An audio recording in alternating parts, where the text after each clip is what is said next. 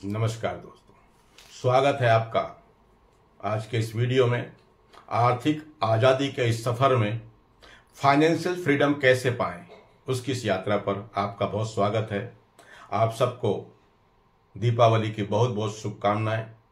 सुख, समृद्धि, यश आपके घर में निवास करे, ऐसी कामना करते हैं।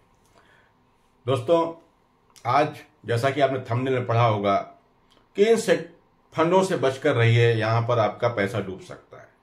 डूब सकता है का मतलब ये फंड काफी रिस्की होते हैं। इसके बारे में हम आज जानते हैं कि किन फंडों से बच के रहना चाहिए। पर उससे पहले मेरा आपसे एक निवेदन, कृपया चैनल को सब्सक्राइब जरूर कर दीजिए, लाइक करें, शेयर करें, और आपके कोई भी सवाल म्यूचुअल फंड से संबंधित हों तो कमेंट करें, हम उसका जवाब आपको जरूर देंगे। तो शुरू करते हैं आज का ये वीडियो। जैसा कि बाजार में बहुत सारे फंड है, इंडेक्स फंड है, लार्ज कैप है, मिड कैप है, स्मॉल कैप है, डेट फंड भी हैं। इक्विटी फंड डेट फंड की अपेक्षा काफी रिस्की होते हैं, लेकिन उसमें भी जो सेक्टोरल फंड होते हैं वो ज्यादा रिस्की होते हैं। अब ये सेक्टोरल फंड क्या होते हैं?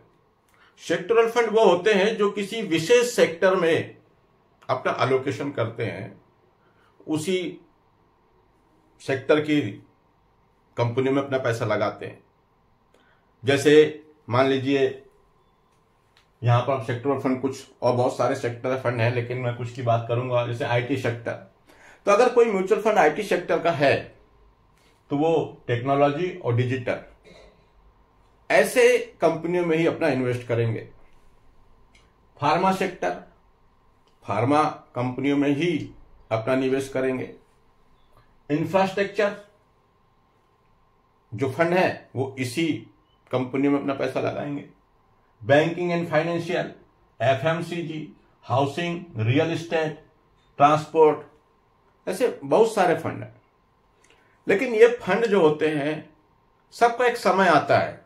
सारे फंड, सारे सेक्टर, ये जो सेक्टर हैं ये सभी सेक्टर एक साथ परफॉर्म नहीं करते, सब एक समय पे चलता है। जैसे अभी कोरोना आया था तो फार्मा सेक्टर उसके पहले काफी डाउन था, लेकिन जैसे ही कोरोना आया फार्मा सेक्टर ने अच्छे रिटर्न बना के दिए। अब रिटर्न कोरोना आया, फार्मा सेक्टर अच्छा चला, दवाइयां काफी बिकी, उन कंपनियों ने पैसा कमाया, कंपनियां ग्रोथ करी, तो ये सेक्टर भी ग्रोथ किया, इसने अच्छा रिटर्न दिया।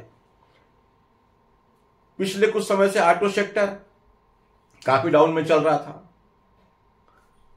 फिर वो थोड़ा सा बूम में आया, उसने अच्छा रिटर्न दिया। आईटी जो सेक्टर है, आईसीआई प्रूडेंशियल का एक आईटी का है म्यूचुअल फंड, उसको भी आप देखेंगे पिछले सालों से, कुछ दिनों से आईटी सेक्टर खूब बूम किया, बहुत अच्छा चला। और आज भी मुझे लगता है आईटी सेक्टर में अभी ग्रोथ बाकी है, आईटी कंपनियों में ग्रोथ अभी बाकी है। मेरा भी इन्वेस्ट है आईटी सेक्टर में। तो सेक्टोरल फंड रिस्क इसलिए होते हैं कि ये सब जो फंड है, सेक्टोरल फंड है, तो कभी कोई सेक्टर चलता है, कभी कोई सेक्टर नहीं चलता है।